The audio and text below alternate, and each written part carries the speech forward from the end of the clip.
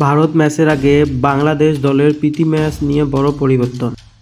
আগে পরিকল্পনা ছিল আফগানিস্তানের সঙ্গে একটা প্রস্তুতি ম্যাচ খেলা হবে, কিন্তু এখন খবর এসেছে সেই ম্যাচটা হচ্ছে না। এর পরিবর্তে টাইগাররা খেলবেন নেপালের বিপক্ষে প্রীতি ম্যাচ। এটাই হবে ভারত ম্যাচের আগে শেষ প্রস্তুতি পরীক্ষা বাংলাদেশের জন্য। নেপালের বিপক্ষে এই ম্যাচটা দেখার জন্য বাংলাদেশের দলের নতুন কমিউনিকেশন আর কৌশল। ভক্তরা এখন অপেক্ষায় কেমন করে পারফর্ম করে টাইগাররা এই গুরুত্বপূর্ণ প্রস্তুতিতে। এই ম্যাচটি অনুষ্ঠিত হবে 13ই নভেম্বর ঢাকা মিরপুর স্টেডিয়ামে রাত 8টায়।